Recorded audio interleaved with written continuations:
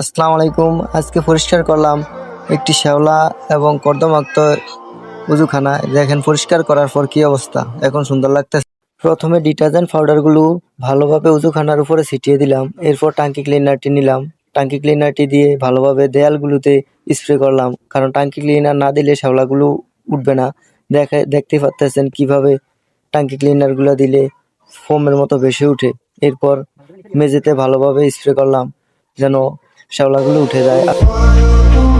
আজকে আবার আসছি পশ্চিম লালবাগ সুফিয়ান শাহ দারুস সুন্নাত মডেল মাদ্রাসায়। আপনারা দেখেন উজুখানায় টাইলস অথবা আস্তর না থাকার কারণে শ্যাওলা কিভাবে জমে আছে।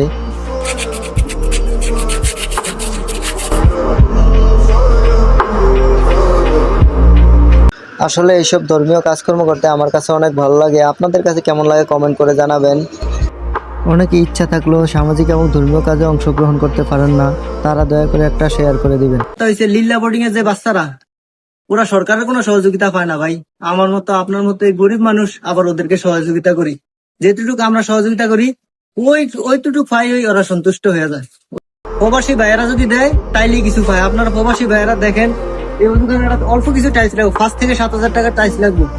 আপনি যদি 200 টাকা দেন তাও চলবো। 200 টাকা, 300 টাকা, 500 টাকা করে যা মনে হয় যদি দেন, তাহলে আমি ইনশাল্লাহ এটা দায়িত্ব নিয়ে করে দেবো।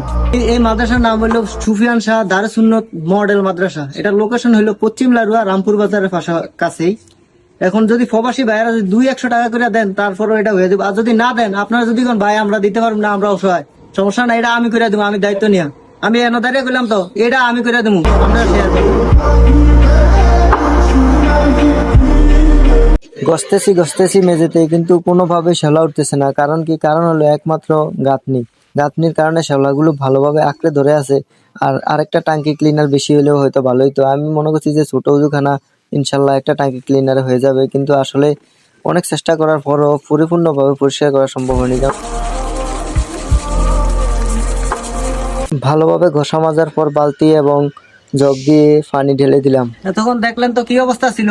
যেটুকু ফার্স্ট ক্লিন করছি, পরিষ্কার করছি, আগের অবস্থা থেকে এখন মোটামুটি অবস্থাটা ভালো।